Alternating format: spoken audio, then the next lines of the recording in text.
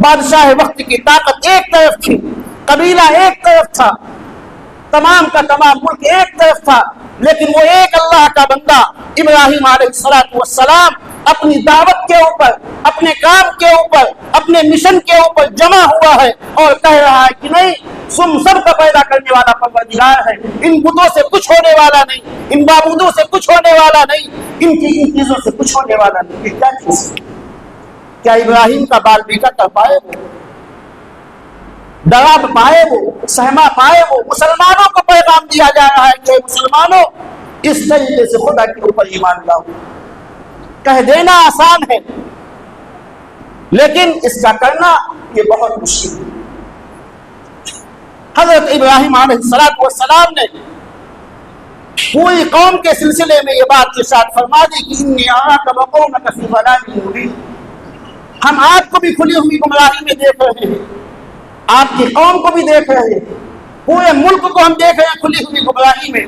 اب آپ اندازہ لگائیے اس سے پورے ملک کے اندر ایک اللہ کا ماننے والا ابراہیم ہے اور پورا ملک ایک طرف ہے، کیا گزر رہی ہوگی حضرت ابراہیم علیہ السلام کے اوپر، لیکن اللہ کے اوپر ایسا کامل یقین تھا اور ایسا بھروسہ تھا کہ جس خدا کا میں کام کر رہا ہوں، جس پروردگار کے لیے میں کام کر رہا ہوں، وہ پروردگار میری حفاظت فرمائے گا، وہ پروردگار میری دیکھ بھال کرے گا۔ ایمان والوں کے دلوں کو ان واقعات کو پڑھ کر کے حوصلہ ملتا ہے، جلا ملتی ہے، طاقت اور قوت ملتی ہے۔ حضرت ابراہیم علیہ السلام اپنے ملک سے نکل گئے، نکلنے سے پہلے پھر اللہ کی طرف سے دوسری آزمائش آئی۔ کیا ابراہیم،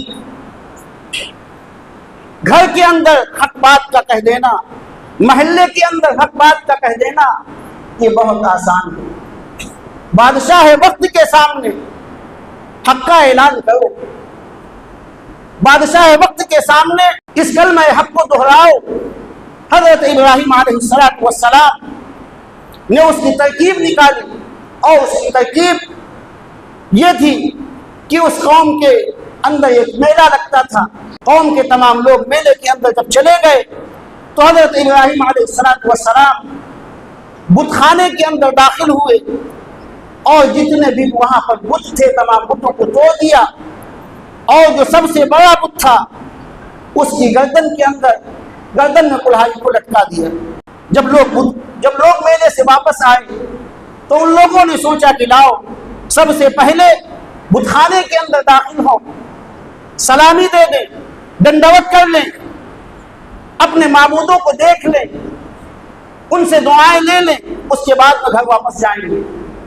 جب بت خانے کے اندر داخل ہوتے ہیں تو دیکھتے ہیں وہاں کا منظر عجیب و غریب ہے، کسی کا ہاتھ ٹوٹا ہے، کسی کا پیر ٹوٹا ہے، کسی کی گردن ٹوٹی ہے۔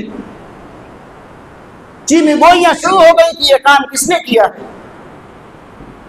کچھ لوگوں نے کہا کہ اے بادشاہ، ہوتے ہوتے یہ خبر بادشاہ وقت تک پہنچی، بادشاہ نے اپنے انٹیلیجنس کو، اپنے پولیس کو فوراً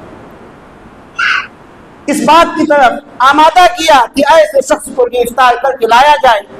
کون ہے وہ شخص؟ ایک شخص کھڑا ہوتا ہے اور کہتا ہے کہ سمعنا فتى يذكرهم يقال له ابراہیم، کہ ہم نے ایک شخص کے سلسلے میں سنا ہے کہ وہ ان معبودوں کی برائی کرتا رہتا ہے اور اس کا نام ابراہیم ہے، ہو سکتا ہے کہ وہی ہو۔ حضرت ابراہیم علیہ السلام بادشاہ کے دربار میں لائے گئے، بادشاہ سے مکالمہ ہوا، بات چیت ہوئی۔ حضرت ابراہیم نے یہ بات کہی کہ بل فعلہ کبیرہم ھذا فاسألوہ ان کانوا ینطقون، کہ بت خانے کے اندر جب تم داخل ہوئے تو اس کا منظر کیا دیکھا؟ ان لوگوں نے کہا کہ اس کا منظر یہ تھا کہ سب کے سب بت ٹوٹے پڑے ہوئے ہیں، جو اعلیٰ حضرت ہیں، جو سب سے بڑا بت ہے، اس کے گردن میں کلہاڑی لٹکی ہوئی ہے۔ حضرت ابراہیم نے کہا کہ جب وہ کھڑا ہوا ہے، کلہاڑی اس کے گردن میں لٹکی ہوئی ہے، تو اس سے پوچھو جا کے، ہم سے کیوں پوچھ رہے ہو؟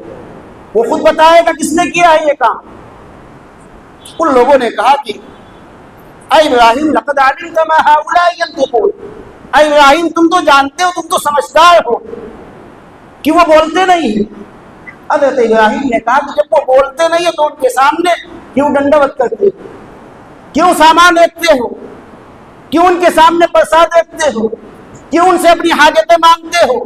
अफतअबुदून मिन दूनिल्लाह मा ला यनफउकुम शैअन व ला यदुर्रुकुम उफ्फिल लकुम। तुम्हारे ऊपर अफसोस है, इतनी भी तुम्हारी समझ नहीं, इतने भी तुम्हारे अकल नहीं।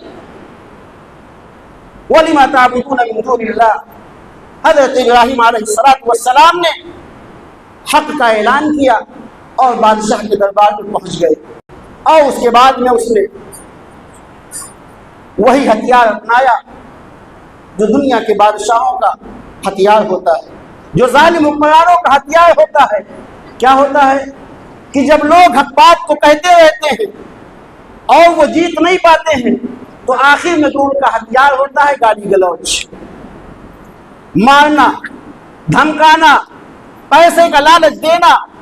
हजरत इब्राहीम अलैहिस्सलातु वस्सलाम के लिए हुक्म दिया गया कि इब्राहीम को आग के अंदर डाल दिया जाए। कोई जवाब नहीं उसके पास। तो मेरे भाई, हमें और आपको सबक दिया जा रहा है कि हम परेशानियां जो भी आए उन परेशानियों को बर्दाश्त करें और अल्लाह की तरफ मुतवज्जे हो, इस्तिकामत हमारे अंदर हो। सिर्फ हम फसली नमाजी न बने। फसली नमाजी यानी रमजान आया तो नमाजी हो गए और उसके बाद में रमजान गया, हमारी नमाजें खत्म। हम फसली नमाजी न बने, बल्कि इस्तिकामत के साथ में अल्लाह के हुक्मों के ऊपर कायम रहें। जब अल्लाह के हुक्म के ऊपर कायम रहेंगे तो अल्लाह की तरफ से मदद आएगी। फिर मैं आपसे पूछता हूँ कि हजरत इब्राहीम अलैहिस्सलाम को आग के अंदर डाला गया, सिर्फ एक अल्लाह का बंदा था, क्या आज उसका एक बाल जला पाए? आप बताइए, किसका काम कर रहे थे, किसके लिए कुर्बान हो रहे थे? पूरा मुल्क लगा हुआ है, पूरी ताकत लगी हुई है, पूरी फौज लगी हुई, आग के अंदर इब्राहीम को डाल दिया गया। लेकिन हजरत इब्राहीम अलैहिस्सलातु वस्सलाम उस आग के अंदर भी सही सलामत रहे। यह पैगाम दिया जा रहा है मुसलमानों को कि अल्लाह की ताकत के ऊपर यकीन रखो। मुसलमानों, इस्लाम के ऊपर जम जाओ। जब तुम अल्लाह के काम को करोगे, दीन के काम को करोगे, अल्लाह के लिए कुर्बानियां दोगे, तो अल्लाह ताला उसी तरीके से तुम्हारी भी मदद करेगा, जालिमों को नेस्तनाबूद करेगा, हुक्मरानों को नेस्तनाबूद करेगा, तुम्हें गलबा अता फरमाएगा, तुम्हें बुलंदी अता फरमाएगा, तुम्हें इज्जत अता फरमाएगा, तुम्हें अल्लाह ताला रफ़अत अता फरमाएगा। आज हमें यकीन नहीं है, तो मेरे भाई यकीन की ताकत हम पैदा करें। यकीन की ताकत कैसे पैदा होगी? कुरान मजीद की तिलावत से, अहादीस रसूल को सुनने से, इल्म की मजलिसों में बैठने से, अल्लाह वालों के पास आने और जाने से। जब यह काम हम करेंगे तो हमारे अंदर यकीन की ताकत आएगी।